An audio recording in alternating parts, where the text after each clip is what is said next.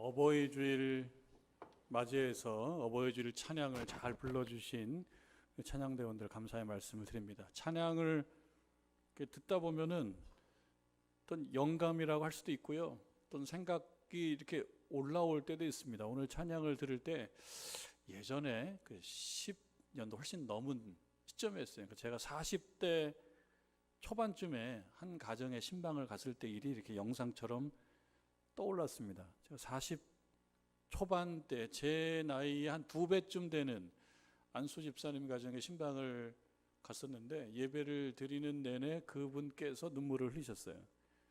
그리고 예배 마친 후에 저에게 물었습니다. 나이의 반절밖에 안 되는데요, 목사님 왜 이렇게 눈물이 나죠? 제 눈에서 왜 이렇게 눈물이 나죠? 약간 당황스럽지 않습니까? 그 깊은 질문을 제가 어떻게 대답을 해야 되는지, 그 순간 아주 짧은, 뭐라고 해야 될까요? 그 어떤 아주 화살기도, 아주 짧은 기도, 하나님 지혜를 주십시오. 뭐라고 대답해야 됩니까? 그래서 떠올랐던 생각은, 집사님, 고아는 울지 않는다라고 하는 말이 있습니다.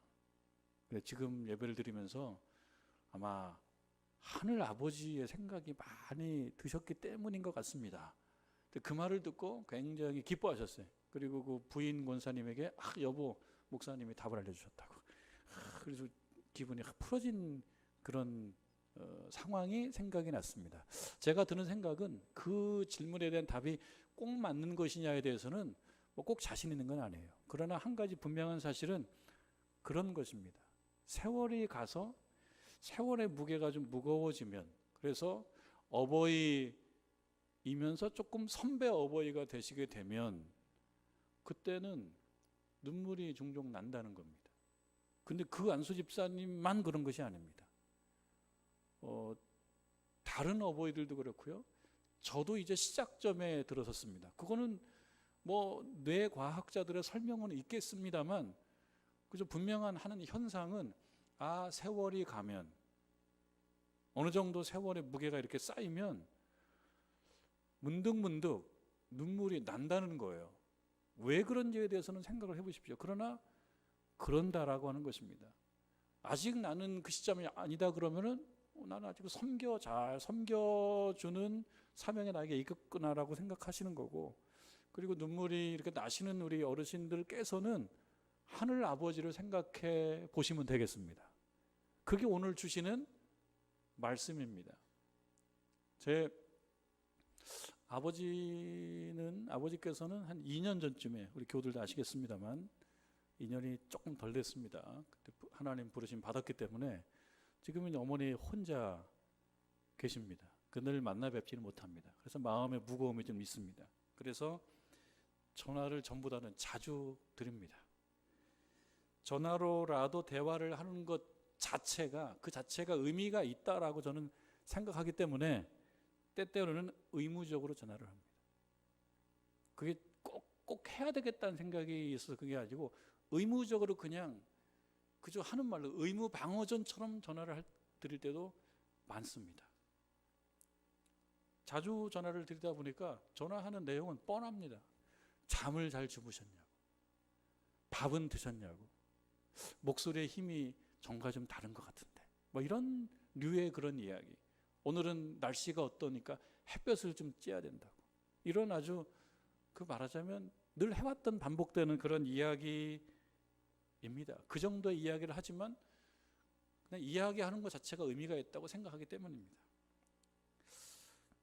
어머니라고 하는 호칭을 씁니다. 그게 더 편합니다. 그러나 가끔씩은 엄마라고도 합니다.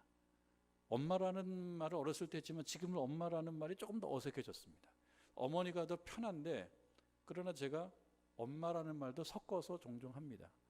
이유는 엄마라는 이야기를 듣는 것을 더 좋아하지 않을까라고 하는 내 개인적인 생각 때문에 엄마라는 말도 가끔 섞어서 하게 됩니다. 어제 전화 통화를 어머니와 했습니다. 몇 마디 이야기를 하고 제가 질문을 했습니다. 질문이라고 하는 것은 좀 유익한 면이 있습니다. 왜냐하면 생각하게 되거든요. 일방적으로 듣는 것보다 질문을 받으면 뭔가 그 질문에 대해 답을 생각해야 되기 때문에 생각하는 어떤 유익함이 있어요. 생각하게 되는.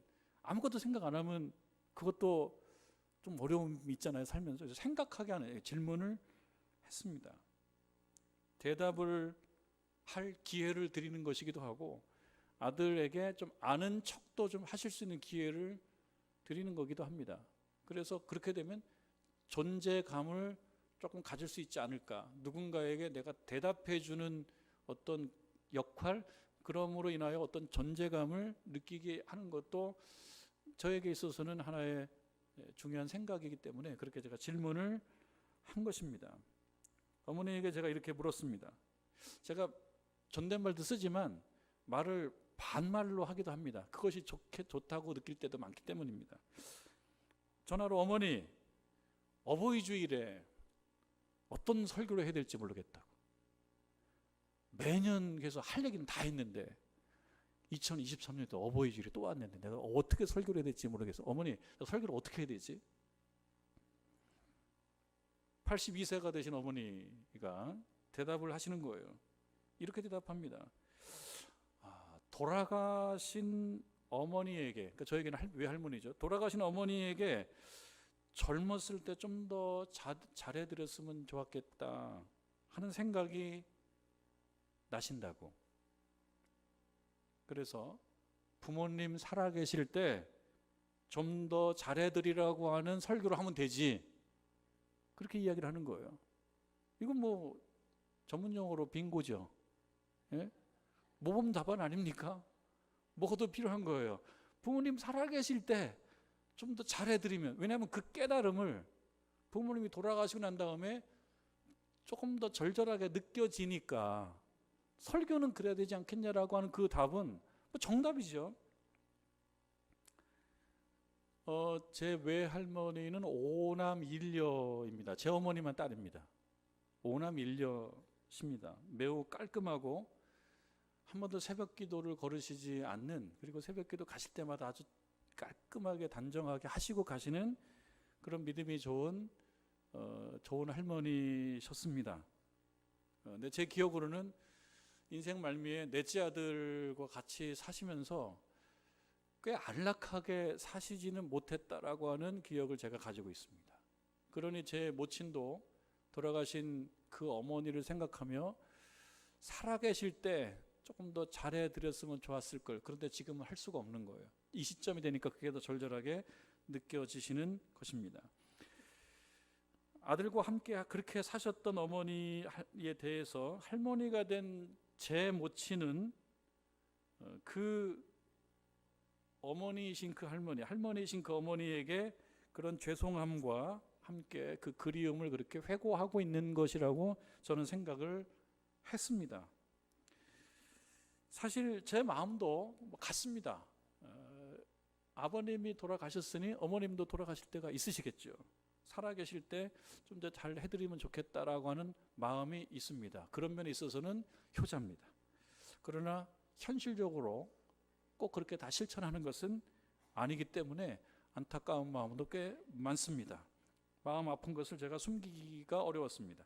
대화가 무겁지 않게 해야 되기 때문에 제가 또 화제를 약간 바꿨습니다. 그런데 어머니, 요즘 교회에는 자녀들보다 어버이가 더 많아요. 다 어버이신데 그 어버이들은 또 부모님 다 돌아가셨어요. 근데 부모님 살아계실 때 잘해드리라고 내가 설교하는 거는 꼭 맞는 얘기가 아니에요. 앞뒤가 안 맞잖아, 어머니. 어머니도 교인이면서, 어머니도 돌아가셨으면서, 부모님 살아계실 때. 그러면 그 듣는 우리 교우들이 이 목사 말이 앞뒤가 안 맞는다고 생각할 텐데 그러면 안 되겠냐고. 그러니까 생각해 보니까 그게 맞잖아요. 그러니까 제 어머니가 그 말이 맞다고 생각했는지 말을 또 살짝 바꿔요. 뭐라고 바꾸셨냐면, 그 어버이들이 자기 자신을 위해서, 어버이인 자기 자신을 위해서 하나님을 잘 섬기시라고 설교하면 되지. 조금 이상해요. 네. 하여튼 제가 아는 건 더 많은 것 같은데요, 단순한 믿음은 훨씬 훌륭한 것 같아요. 저는 이렇게 단순하지는 못해요. 그리고 이어서 얘기합니다. 그리고 자신을 잘 챙기시라고. 그리고 교인들끼리 잘 의지하시라고. 그렇게 설교하면 되지. 뭐 쉬운 얘기 같은데 젊은 사람은 툭 나오는 대답은 아닙니다. 그러면서 결론적으로 이렇게 얘기합니다. 이것도 갑자기 생각나신 것, 갑자기 계시를 받으신 것 같아요. 우리에게 어버이는 하나님 한 분밖에 없지. 그러니까 어버이가 하늘나라에 가신 그 어버이의 입장에서 우리의 어버이는 하늘 하나님이시지. 그러니까 하나님을 잘 섬기시라고 설교하면 된다. 그리고 자기 몸 관리를 잘 하시라고. 그러는 제 어머니는 자기 몸 관리를 잘 못하셨다고 저는 생각합니다. 좀 건강하시지, 아들 좀 마음 좀 편하게. 제가 어머니에게 얘기했어요. 어머니 더 없어요? 더 없으셔? 그 말씀을 전하면 5분이면 끝나요. 다른 얘기 좀 해줘 보시라고. 어머니가 하는 말은 더 없어. 나머지는 아들이 미원을 좀 쳐. 미원이 뭔지 아시죠? 미원이. 저보다 다 선배님들은 미원이 뭔지 아십니다. 미원은 요즘 말로는 MSG라고 합니다. 그래서 미원을 치면은 맛이 있습니다. 여러분, 우리는 하나님 한 분밖에 없습니다. 하나님을 잘 섬기십시오. 이것이 결론입니다. 나머지는 미원입니다.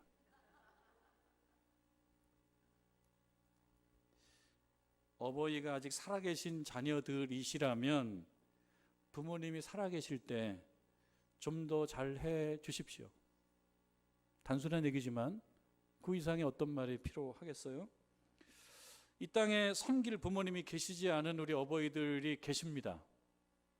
저도 벌써 이제 한 분은 하나님 부르심 받으셨으니까. 그런 어버이들이시라면 영원한 어버이이신 하나님이 계시다라고 하는 거에 위로를 받으시기 바랍니다.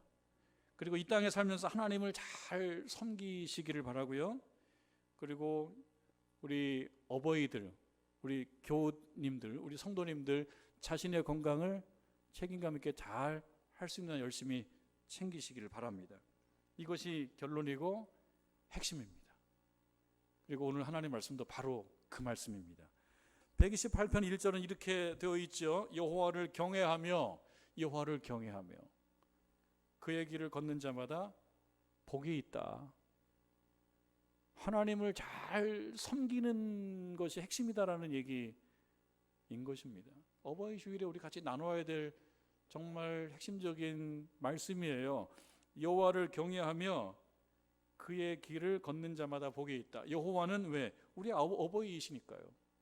이 어버이날 때 생각하는 거예요. 여호와를 잘 섬기는 것, 그를 잘 따르면 마치 부모가 자식에게 좋은 것을 주시듯이 그분께서 우리 상황에 맞는 좋은 것을 주시기 때문입니다. 그 말씀을 하고 있는 것입니다. 여호와를 경외하라고 끝난 것이 아닙니다. 오늘 말씀을 보면 여호와를 경외하라. 그리고 난 다음에 왜 경외해야 되는지, 경외하면 어떤 좋은 일이 있는지에 대해서 이어서 말씀하고 있거든요. 그의 길을 걷는 자마다 복이 있도다. 그러니까 여호와를 잘 경외하면, 어버이이신 하나님을 잘 섬기면 복이 있다라는 말을 하고 있는 거예요. 여러분 2절 말씀 보면 이렇게 이어집니다. 내가 내 손이 수고한 대로 먹을 것이라. 삶에 대한 정의가 많이 있습니다. 삶은 무엇이다라는 정의를 많이 내립니다만 그 중에 한 정의를 말을 하자면 삶은 수고이다, 이렇게 말을 할 수도 있겠습니다. 여러분, 수고하지 않고 이어지는 삶은 없어요. 참 수고스러워요. 삶은 수고스러워요. 그리고 그것이 무겁게 느껴지기 때문에 아마 눈물이 나오는지도 몰라요. 이 진리를 더 많이 아는 어른이기 때문에 그 바람 한 줌을 맞아도 눈물이 핑 도는 것일 수도 있어요. 아, 인생은 수고예요, 수고. 수고하지 않고 얻어지거나 사라지지 않습니다. 그런데 여러분, 현실적으로 우리가 경험하고 있는 거는 뭐냐면 수고가 곧 열매는 아니더라고요. 수고가 꼭 열매로 이어집니까, 여러분?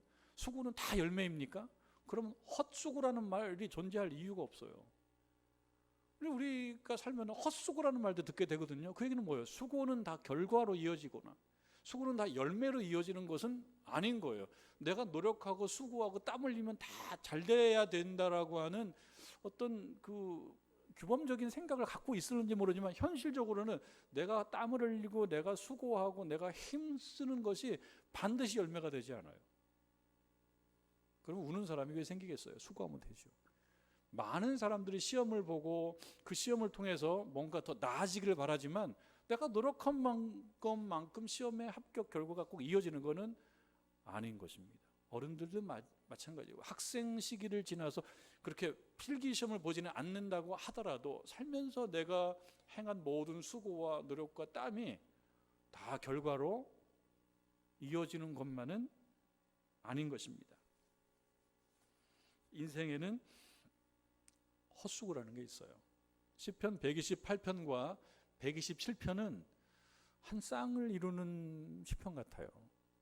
128편 말씀, 우리가 읽은 1절 말씀, 그 앞에 127편을 좀 볼 수도 있는데요. 127편의 1절과 2절은 이렇게 되어 있어요. 여호와께서 집을 세우지 아니하시면 세우는 자의 수고가 헛되며, 수고가 나와요. 수고가 헛된다고, 헛수고도 있다는 거죠.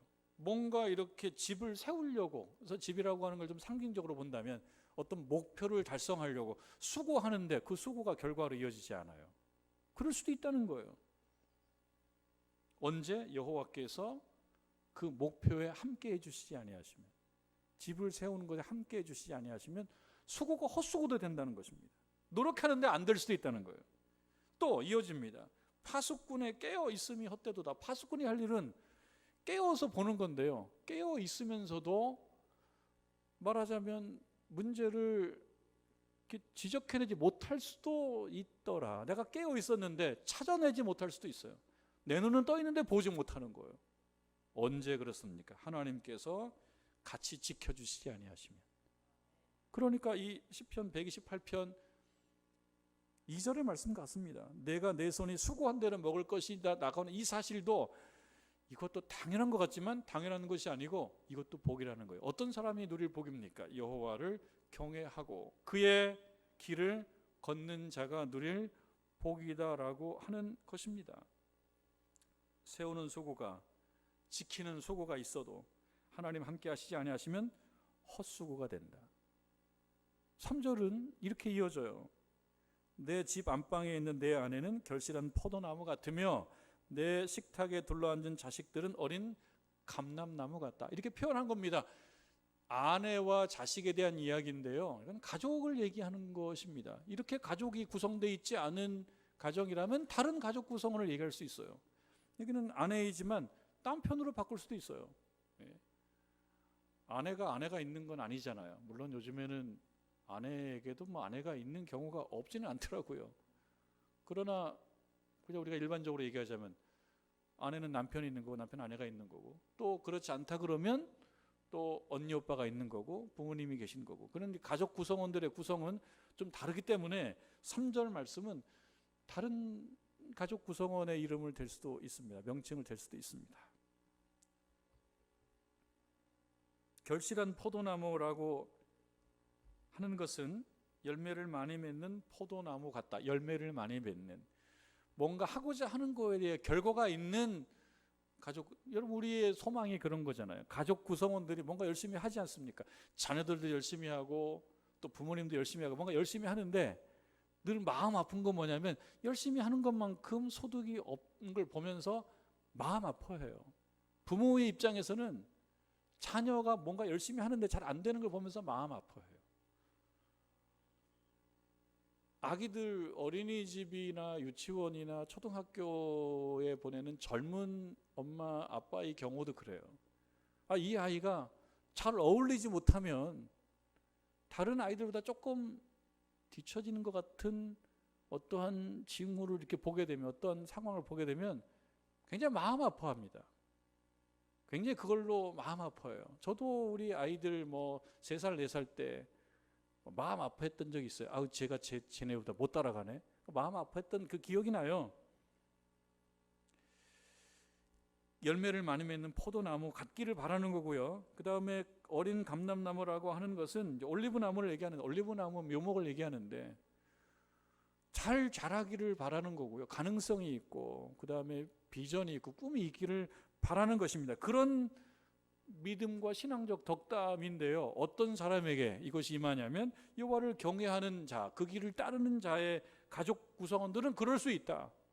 그러니까 우리가 가족 구성원들이 잘 되기를 바란다 그러면 이 말씀에 의하면 여호와를 경외하고 내 가족을 위해서라도 여호와를 경외하고 그리고 그의 길을 따라가는 것, 그것을 할 수 있지 않습니까?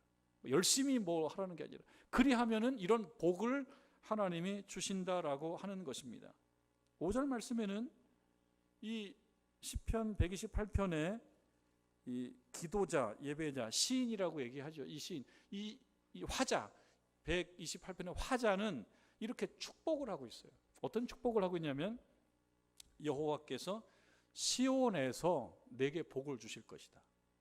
그러니까 하나님은 어디나 계시지만 특별히 시온이라고 특정을 했어요. 특별히 정했어요. 시온에서. 시온은 무엇이냐? 시온은 대한민국에는 시온은 없어요. 그런데 그럼에도 자녀 이름을 시온이라고 이렇게 짓는 경우도 종종 있습니다. 목사님들 자녀 중에 보면 무슨 시온, 박시온, 이시온, 김시온, 시온이 있어요. 그 시온은 뭐냐면 하나님이 함께 하는 거예요. 시온은 그거의 상징입니다.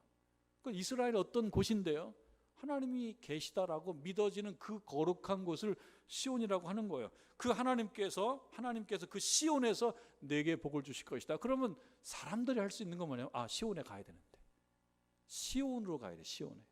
여러분, 시온으로 가시기를 주님의 이름으로 축원합니다. 시온은 어디라 그랬어요? 하나님이 계실 것이라고 믿는 어떤 거룩한 곳이에요. 현실적으로 오늘날 식으로 얘기하면 어디입니까? 교회죠. 교회 안에만 하나님이 계시냐? 아니요, 하나님은 어디나 계세요.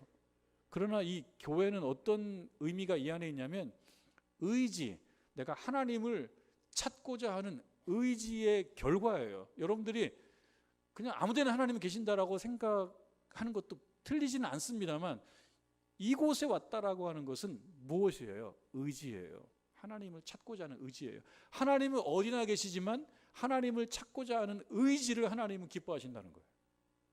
하나님이 어디나 계신다라고 하는 말로 그냥 다 툭툭 넘어가려고 하지 마십시오. 하나님은 어디나 계셔. 책임을 다 하나님께 넘기는 거예요. 어디나 계시는 하나님께서 하셔야 되는 거 아니냐고. 내가 하지 않는 거에 대한 정당성. 근데 시온에 내가 가야 되는 것은 뭐냐면 하나님을 찾고자 하는 그 의지에 대한 얘기예요. 그러니까 우리 하나님은 어디나 계셔서 모든 사람의 필요성을 다 알고 있지만 그러나 그 의지를 보시는 것입니다. 하나님께 나오시면 하나님 다 알고 계세요. 여러분들의 필요성, 뭐가 필요한지를 다 알고 계십니다. 그런데 예배의 자리에 기도의 자리에 나오셔서 예배 드리고 기도하는 자를 귀하게 보시며 그 필요를 채워 주신다라고 하는 것입니다. 그곳에서 우리의 아버지 되신 하나님께 예배 드리실 때 그 자녀를 향하여 더 좋은 것으로 채워주지 아니하시겠느냐, 그 말씀을 5절에서 하는 겁니다. 여호와께서 시온에서 내게 복을 주실지어다. 너는 평생에 예루살렘의 번영을 볼 것이다. 평생에 예루살렘의 번영, 내 동족, 내 가족, 내 울타리 안에 있는 그 어떤 사람들의 번영을 보게 될 것이다. 어떨 때? 네가 시온에 나와서 하나님께서 너의 의지를 기뻐하실 때. 여러분들, 하나님은 어디나 계시고요, 못하시는 일이 없지만 그럼에도 불구하고 어디서나 모든 일을 다 하시지 않습니다. 언제 하십니까? 그 의지를 보고 내 자녀의 의지를 볼 때 하시는 거예요. 우리 하나님은 다 하실 수가 있습니다. 우리 어버이들께 기대하는 바는 바로 그것입니다. 젊은이가 또 못하는 부분이기도 해요. 머리가 너무 좋으면 못하는 거예요. 단순해지지를 못해요. 단순해지지를 못해요. 제가 제 어머니를 못 따라가는 거는 그 부분이에요. 단순한 믿음을 잘 못 따라가기 때문에 어머니 어떻게 설교해야 되지? 이렇게 물어보는 거예요. 단순한 대답을 나는 모르는 바는 아니지만 그 단순한 대답이 내 마음을 촉촉하게 만드는 데 있어서는 어머니보다 실력이 없는 거예요. 우리 어버이들께서는 바로 이것입니다. 하나님께서 시온에 나오는 자들의 그 의지를 보시고 채워주신다. 그 사실을 단순하게 말해 주실 수 있는 것, 그것이 우리 어버이들께 바라시는 바다라고 하는 것입니다. 삶의 의미, 조금 어려운 말이죠. 삶의 의미라고 하는 주제로 카이스트의 뇌과학자 우리 김대성 교수께서 강연하는 것을 제가 좀 들었습니다. 아주 수준이 높으시더라고요. 어떤 부분은 이해를 못하는 부분도 있고 또 좋은 배움의 내용도 있습니다. 그 중에서 제가 맥락을 그렇게 따지지 않고 그냥 자의적으로 그냥 어느 부분을 발췌를 해본 거예요. 그리고 약간 개작 조금 붙이고 제가 조금 편집을 한 거예요. 이런 내용이 그 안에 있어요. 뇌과학자가 하는 얘기예요. 뇌과학자가 늙어서 약해지는 것, 세월이 가면 그 세월로 인하여 늙게 되고 약해진다는 거죠. 역설적으로 얘기하면은, 그러니까 늙어서 약해지는 건 아쉽지만 역설적으로 얘기하면 약해지기 때문에 이제 누가 약해진 그 어떤 사람을 향하여 이렇게 살아야 됩니다. 그것이 본분입니다. 당신은 이런 일과 이런 역할을 해야 합니다. 라고 하는 이야기를 안 하거나 덜 한다는 거죠. 그렇게 의미 있는 인생을 살려고 애를 안 써도 되는 그런 여유가 생긴다는 거예요. 젊은 사람들에게는 의미 있는, 그 의미 있는이라고 하는 것은 사실 어떤 용도, 쓰임새와 관련돼 있어요. 용도와 쓰임새, 의미 있어야 되잖아 인생이. 그런데 세월이 가고 인생의 무게가 무거워지면요, 누군가를 위해서 막 해야지라고 하는 압박을 안 준다는 거예요. 그러니까 내가 나를 위해서 뭔가 할 수 있는 여유를 갖게 되는 때이기 때문에 약해지고 늙어지고 약해진다는 거에 그 다른 면에는 이런 장점도 있더라. 저는 이 부분을 따온 것이, 이 부분. 이야기는 더 진지하게 이어지지만 이 어버이 주일에 인생의 선배이시고 우리 어버이 되시는 우리 교우들께 비교적 조금 젊은, 물론 저보다 더 젊은 분도 있습니다만 비교적 조금 젊은, 제가 우리 어버이들께 존경의 마음으로 드리는 말씀도 그것입니다. 이제 자신을 위해서 내가 뭘 좋아하는지를 생각하면서 그것을 결정할 수 있는 자유가 있으니 그렇게 최대한 해보십시오 라고 말씀드리고자 하는 겁니다. 근데 그럼에도 지금 이 말씀이 맞기도 하고 틀리기도 한 것은요, 세월이 가고 늙어졌기 때문에 이제는 타인이 나에게 정해진 의미, 용도와 쓰임새, 타인이 나에게 부여한 용도와 쓰임새에 따라가야 되는 부담감은 적어졌다라고 얘기하지만, 그러나 제가 보는 우리 어머니 아버지들은 또 그렇지도 않으시더라고요. 그렇게 안 하셔도 된다고 얘기해도 그래도 염려해주고, 그래도 위에서 기도해주고, 그래도 뭔가를 해주려고 하는 마음이 있으시기 때문에 이 뇌과학자 선생님의 말이 맞으면서 현실적으로는 그리 잘 못하는 면도 있으시다는 거예요. 그래서 자녀들에게도 말씀을 드립니다. 가능한 어버이께, 어머니와 아버지께 이런저런 요구를 되도록이면 하지 마십시오. 이렇게 하십시오, 저렇게 하십시오, 이거를 해주셔야 됩니다, 저걸 해주셔야 됩니다, 이거를 가능하면 하지 마십시오. 왜냐하면 그것이 여유이니까요. 할 수 있는 한 잘해 드리십시오. 무엇이 하고 싶으신지를 좀 알아서, 또 부모님들은 잘 얘기 안 해요. 난 배부르다, 나는 안 가도 된다, 필요 없다, 그렇게 얘기해요. 근데 잘 알아서 할 수 있으면 지원을 좀 해 주시면 좋겠다. 이것이 하나님의 말씀이고 약속 있는 첫 계명인 것입니다.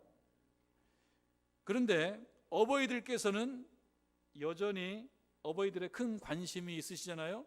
자녀의 복된 삶을 바라는 것. 아무리 개인의 여유를 가지라고 해도 개인의 여유를 잘 안 가지시고 여전히 자녀의 복된 삶에 대해서 노심초사하는 면이 있기 때문에 이 박사님의 이야기도 맞지만 현실적으로는 또 다른 면도 있으시다는 거예요. 여전히 어버이들의 큰 관심이신 자녀의 복된 삶을 위하신다면, 맞는 얘기죠. 위하신다면 오늘 말씀대로 여호와 경외, 여호와를 경외하시고 그분의 길 걷는 것 할 수 있는 한 잘 해나가실 수 있기를 주님의 이름으로 축원합니다. 하나님을 잘 믿으시고 잘 섬기시고 기도하시고 단순하게 나가실 수 있기를 모든 어버이들과 모든 자녀들을 향하여 주님의 이름으로 권면합니다.